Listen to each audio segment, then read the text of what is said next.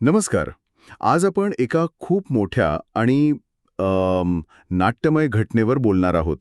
अमेरिकेने व्हेनेझुएलाच्या जवळ एक तेलवाहू टँकर लष्करी कारवाई करून जप्त केलाय. हो, आणि ही काही साधीसुधी कारवाई नाहीये. बरोबर. आपल्याकडे times of India, the guardian, Reuters आणि CNN अशा अनेक ठिकाणांहून माहिती आली आहे.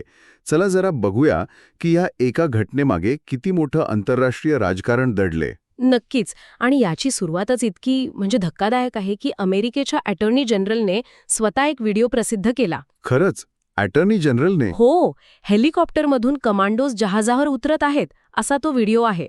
म्हणजे त्यांना हे प्रकरण किती मोठं आहे हे जगाला दाखवायचं होतं. अरे बापरे, हे तर एखाद्या हॉलिवूड चित्रपटासारखं वाटतंय. म्हणजे व्हिडिओमध्ये दिसतंय की सशस्त्र सैनिक दोरीने खाली उतरत आहेत, स्किपर नावाच्या टँकरवर. हो, आणि काही क्षणातच त्यांनी जहाजावर ताबा मिळवला. पण महत्वाचा मुद्दा हा आहे की हे जहाज सामान्य नव्हतं. अच्छा. ते डार्क फ्लीटचा भाग होतं.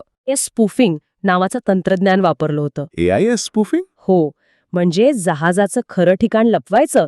ते व्हेनेझुएलातून तेल भरत होतं, पण जगाला त्याचं लोकेशन गयानाच्या जवळ दाखवत होतं. म्हणजे ही तर चक्क डिजिटल लपाछपी आहे, नाही का? अगदी बरोबर.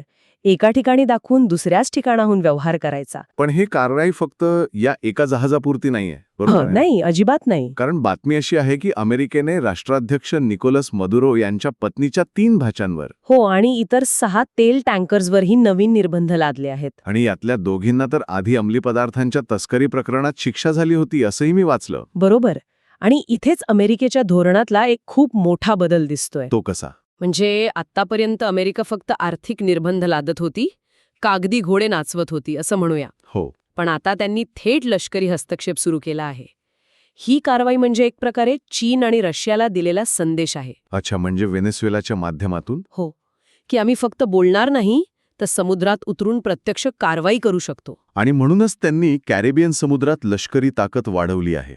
USS Gerald R. फोर्ड हे जगातलं सर्वात मोठं विमानवाहू जहाज तिथे तैनात केलं आहे. अगदी बरोबर.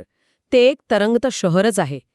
त्याचं तिथे असणंच एक मोठा लष्करी संदेश आहे. खरंय. यातून अमेरिका जागतिक पुरवठा साखळीवर आपला प्रभाव अधिक घट्ट करू पाहतीये.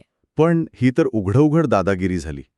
यावर व्हेनेझुएला आणि त्यांचे मित्र जसं की रशिया शांत बसले नसतील. नाही, अजिबात नाही. त्यांची प्रतिक्रिया खूप तीव्र आहे. राष्ट्राध्यक्ष मधुरो यांनी याला सागरी चाचीगिरी म्हटलंय. सागरी चाचेगिरी? हो, आणि हा अणिचाम सार्वभौमत्वावर हल्ला आहे असेही ते म्हणाले. आणि रशिया? अध्यक्ष पुतीन यांनी मधुरोंना आपला पूर्ण पाठिंबा दर्शवला आहे. या सगळ्याचा परिणाम तर लगेचच दिसला असेल बाजारात. हो ना. ही बातमी पसरताच आंतरराष्ट्रीय बाजारात कच्च्या तेलाच्या किमती वाढल्या. म्हणजे याचा फटका थेट सामान्य माणसाच्या खिशाला बसणार आहे. नक्कीच. आणि असंही ऐकलंय की अमेरिका असे आणखी टँकर्स जप्त करण्याच्या तयारीत आहे. हो, त्यामुळे हा तणाव आणखी वाढू शकतो.